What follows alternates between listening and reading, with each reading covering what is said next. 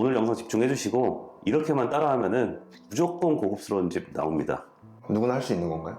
누구나 할 수 있고, 이제 뭐 계속해서 시장에 좋은 자재가 나오고 있고, 또 다양한 시공 방법들도 공유되고 있고, 뭐 사실 되게 좋은 상황이에요. 그러면서 이제 우리나라 인테리어 수준도 많이 올라갔고, 오늘은 이제 최신 버전 2025년도 현재 기점으로 해서 이거는 한 2년, 3년 전만 해도 사실 하기 어려웠던 방법인데 다양하고 좋은 자재들이 많이 나왔기 때문에 가능한 방법들을 오늘 좀 소개 좀 해보려고 해요. 이 모든 거 오늘 말씀드릴 것들이 사실 이 벽지 때문에 가능한 일이고, 우리가 이 벽지를 또 한번 테스트를 해봤었잖아요. 이 내구성이 어느 정도인지. 그리고 저도 그 이후로 지속적으로 현장에서 이제 테스팅을 해봤어요. 한 결과 충분히 만족스러웠고 사용이 가능하다라는 판단이 내려져서 이렇게 설명을 좀 드리게 됐습니다. 이러한 깔끔한 면은 사실 도장으로만 가능했었잖아요.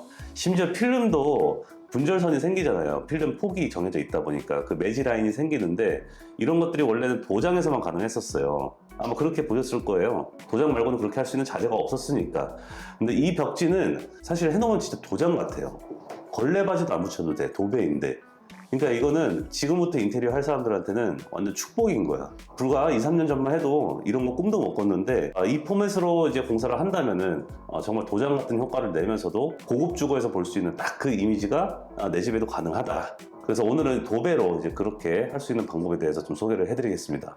뭐 대표적인 거 두 가지죠. LX의 디아망 포티스, 그 다음에 신한 벽지의 파사드 월가드, 이 두 가지 제품인데, 뭐 이건 개인적인 얘기입니다만은 저는 사실 신한 벽지의 파사드 월가드가 시공성이 좀 더 용이하다고 판단이 돼요.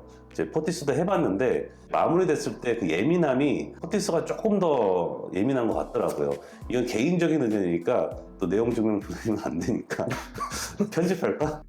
나가리인가요? 나가리. 빠져 있어. 어디 형들 얘기하는데. 이제 많은 분들이 무몰딩은 이제 당연한 옵션이고, 도배에 걸레바지를 빼는 거에 대해서는 아직 생소하신 분들이 많을 거예요. 도배하는데 걸레바지가 없어도 돼? 근데 없어도 됩니다. 제 현장에서 많은 테스트를 거쳤고 그만한 내구성이 돼요, 벽지가. 최근에 촬영 왔던 현장들도 다 보면 없잖아요. 심지어 우리 이번에 펜트하우스 했던 데도 마찬가지고, 펜트하우스인데도 불구하고 도배로 그렇게 깔끔하게 마감해서 무몰딩, 무걸레바지, 그리고 심지어 무문선, 스텝도어까지 적용한 현장이었어요. 그러니까 이 모든 것들이 사실 도장을 할 때만 가능해 왔었는데 지금은 또 이 상황이 많이 바뀌었다. 그래서 이번 펜트하우스 현장 같은 경우도 거기서 세이브된, 그러니까 목공 뭐 투피 치고 뭐 올바데 잡고 도장하고 이런 비용들이 세이브가 된 만큼 또 다른 데 투자를 했어요. 어쨌든 예산은 크든 작든 정해져 있다고 제가 항상 말씀드리잖아요. 그 예산을 어떻게 하면 똑똑하게 쓰는 건지 이제 그건 디자이너의 몫인데, 클라이언트 분도 그렇고 저도 그렇고 둘 다 되게 만족스러운 현장이었어요. 도장이 주는 장점도 있지만은 도배가 주는 장점도 있어요. 그래서 그 디자인에 따라서 내가 진행하고 싶은 방향에 따라서 이건 결정하면 되는 문제인데, 꼭 도장이 이제는 무조건 고급스럽고 퀄리티가 높은 현장이다, 높은 디자인이다 라고 얘기하기에는 좀 시대가 변했다. 이게 오늘의 핵심 포인트입니다. 사실 인테리어 하는 데 있어서 가장 전 중요한 요소 중에 하나가 문이라고 보거든요. 이제 집을 들어갔을 때, 어떤 공간을 들어갔을 때 가장 먼저 보이는 게 아이레벨에서는 문이에요.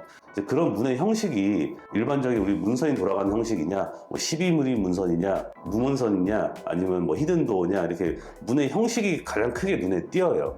그래서 이제 인테리어를 하고 안 하고가 그게 가장 크게 들어오는 요소 중에 하나인데, 이 벽지를 활용해서 도장이나 필름을 사용해야지만 가능했던 무문선도어, 또 일명 스텝도어를 도배를 통해서도 할 수 있다는 게 진짜 대단한 일인 것 같습니다. 그래서 구체적으로 좀 정리해서 말씀드리면은, 첫 번째는 무조건 떡가배를 하시는 걸 추천드려요. 이게 괜찮나 싶으신 분들도 있을 거예요. 이제 떡가배도 바탕면에 프라이머 작업을 잘 한 다음에 붙인다면 사실 내구성이 꽤 괜찮아요. 그리고 신축에서도 많이 사용하고 있는 방식이고, 그래서 떡가배를 해야 되는 이유는 면 정리를 해야 되기 때문에. 우리 페인트 칠할 때도 면 정리를 하잖아요. 뭐 석고 투피를 치고 퍼티 작업을 하고 하는데, 도배도 그냥 콘크리트 면에다 바르면은 아무래도 요철이 있기 때문에 이건 선택사항이라기보다는 좀 필수사항인 만큼 꼭 하시라고 말씀을 드리고 싶어요. 이걸 하고 안 하고가 엄청 차이가 많이 나요. 장점이라면 시공을 빨리 해서 빨리 면 정리를 할 수 있다. 왜냐면은 크게 붙이고 나가는 거기 때문에. 또 여기서 팁을 하나 말씀드리면은, 목수라고 해서 다 떡가배를 잘 붙이는 게 아니에요. 떡값의 전문 팀이 있어요, 따로. 그런 전문 작업자에게 부탁을 한다면은 제가 봤을 때 30평 기준으로 3명 들어오시면은 한 하루 정도에 끝나요. 아니면 조금 더 걸린다면은 넷이서 이틀, 그러니까 두 품씩 이틀, 이런 정도로 작업을 하거든요. 그러니까 속도가 굉장히 빠른 편이죠. 그럼 전체 면이 다 잡히니까 이 품수 아끼다가 오히려 도배 AS 하는데 돈이 더 들어갈 수가 있으니까 처음부터 떡값에는 좀 기본 옵션상으로 깔고 가시기를 좀 추천드립니다. 아무래도 중요한 게 이것도 본드로 붙이는 거다 보니까 그 본드가 석고에도 잘 붙어야 되고 콘크리트 벽에도 잘 붙어야 되겠죠. 나중에 이게 탈락하는 경우도 생겨요. 타일도 아무리 잘 붙여놔도 탈락하는 경우가 생기잖아요. 이제 그런 비슷한 개념이라고 보시면 되는데 그만큼 바탕면에 프라이머 작업을 좀 잘 해주시고 올바른 시공한다면 사실 뭐 크게 문제될 게 없을 겁니다. 그래서 석고 떡값가 가장 중요하다. 이게 첫 번째고 목공 작업을 안 하고도 무문선 디테일을 잡을 수가 있어요. 그 문틀을 세울 때 석고가 그 합판에다 딱 90도 각이 맞아 떨어지게끔 설치를 한다면은 이게 자연스럽게 90도 안쪽으로 꺾여 들어갈 거 아니에요. 네, 그 상태에서 도배를 하면은 모서리가 크게 찍힐 일도 없고 합판이 보호해주고 있으니까 대신에 그 단차를 잘 맞춰야 되겠지. 석고 떡값의 한 그 레벨과 그 문틀의 레벨과 딱 90도가 맞아야 되니까 이제 그런 부분만 조금 신경을 쓴다면은 얼마든지 가능하고. 그래서 또 한 가지 팁이 아무리 내구성 좋은 벽지라도 도어 다리 쪽에 이렇게 도배가 감겨져 있다면 계속해서 문이 쾅쾅쾅 칠 경우는 아무래도 이건 종이다 보니까 찢어질 수가 있잖아요. 뭐 당장은 아니더라도. 그래서 저 같은 경우는 3mm 매질을 넣어요, 거기서. 그래서 필름으로 좀 받아줄 수 있는 공간을 만드는데 그렇게 해가지고 벽지를 좀 보호해준다. 그래서 요거 좀 이런 깨알 디테일 넣으면은 내구성 좋은 벽지로 무문선을 만드는데 전혀 문제가 없습니다. 원래 걸레바지랑 문선 같은 게 기능이 있나요? 있죠. 원래는 어떤 기능이었죠? 문선은 이제 문틀이 설치가 되면은 콘크리트 벽면과 문틀을 딱 설치했을 때 이게 딱 맞아 떨어지진 않잖아요. 그리고 거기에 뭐 폼 작업을 하든 이제 어쨌든 간극이 조금은 벌어져 있을 텐데 그걸 가리기 위해서 이제 몰딩, 그 문선이라고 하는 걸 돌리는 거예요. 그래서 그 문선을 빼면은 콘크리트 벽면과 문틀이 이렇게 있을 거 아니에요. 여기 간격이 있을 거고, 예.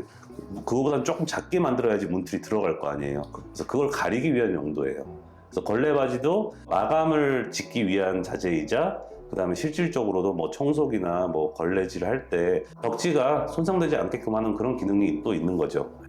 자, 이제 도어까지도 무문선으로 풀었다면은 늘 말씀드리지만 스위치, 공용부의 스위치만큼은 융 스위치 같은 유럽형 스위치를 사용하세요. 왜냐하면은 우리가 일반적인 세로형 비례를 보다가 이 가로형, 직사각형 형태 비례의 그 스위치를 보면은 되게 다름이 느껴지거든요. 그 다름에서 되게 고급스러워요. 맨날 보는 흔한 모양보다는 그것도 모양도 더 예쁘기도 하고.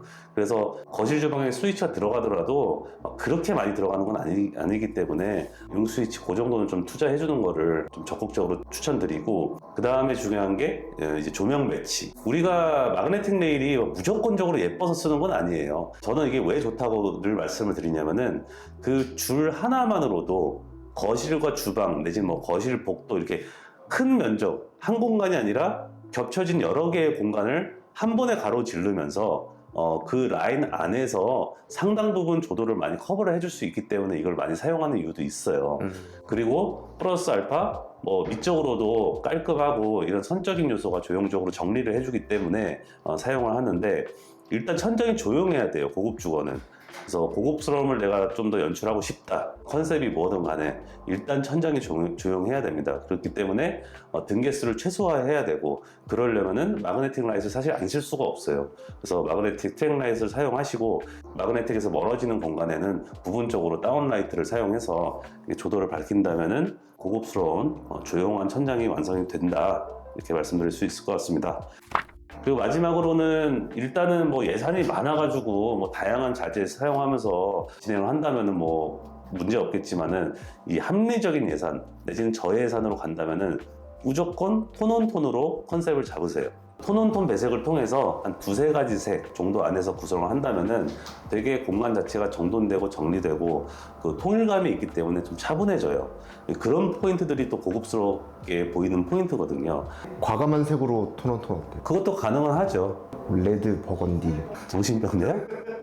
개인적으로 좀 써보고 싶은 색 없으세요?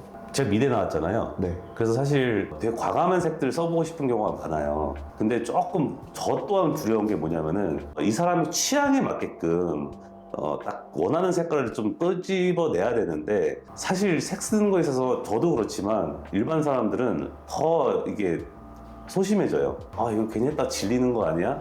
아, 이거 했다가 이상하면 어떻게 하지? 뭐 이런 생각들을 많이 하잖아요. 그러다 보니까 조금 무난한 걸 찾게 되는 경향이 좀 있죠. 사실 저도 색으로 구성된 집을 디자인해보는 것도 해보고 싶은 것 중에 하나예요. 네.